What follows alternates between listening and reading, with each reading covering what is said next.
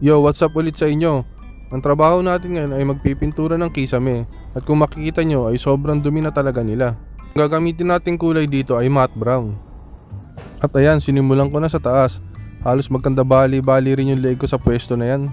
Sobrang init pa ng araw na yan, umabot yata ng 3,000 degrees Celsius. Para kang nasa loob ng pressure cooker, sobrang init na, nakaka-pressure pa. Ayun o, paupo-upo na lang. Magtrabaho ka nga. Kala mo talaga may ginagawa Pero biro, mukha lang siya madali. Pero nakakangalay talaga siya sa leeg. Lalo na yung mga ganyang pwesto. At ayan, pagkatapos ng nakaupong trabaho, yung sumunod, para naman ako nagzumba. Tapos, para hindi madumihan yung paligid, sinasalo ng mukha ko lahat ng tumatalsik na pintura. Ganyan kasi talaga technique ko para hindi madumihan yung paligid. At saka nakakapogi daw pagka marami kang pintura sa mukha. Kaya sa makakapanood ng video na to, kung sakaling magpipintura din kayo, gayahin nyo yung technique ko para pare-pares tayo madumi yung mukha.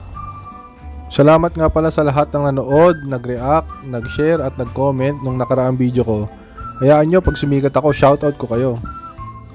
At ayan, tapos na yung kisame. Gumanda na sila. Babalutan na rin natin sila para hindi sila madumihan.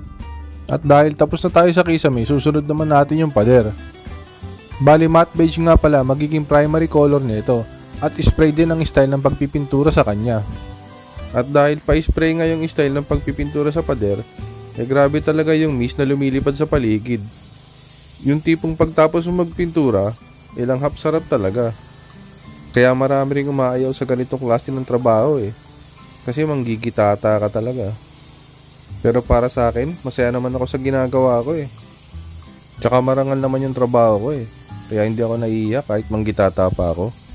Tsaka sa ganitong klase ng trabaho ko na iraraos ang pamilya ko Ayan, naging madrama tuloy yung kwento ko. Kakadrama ko natapos na tuloy makulayan yung pader. At ayan, dahil tapos na yung primary coating, magka-top coating naman tayo. Bali multicolor nga pala magiging kulay ng top coating niya. Yung para bang nilagyan mo ng seasonings yung ibabaw ng pader. Halo-halong sangkap. May paminta, may paprika powder, may garlic powder.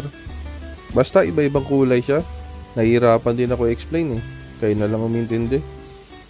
Mahina kasi ako sa math At kung umabot kayo hanggang dito, maraming salamat sa panonood. Sana wag kayo magsawa sa pinagkagagawa at pinagsasabi ko. At sana pakipollow na rin yung page para updated kayo. Kahit walang kwenta yung mga video ko. At ayan, ganyan na magiging kulay ng top coating pag natuyo.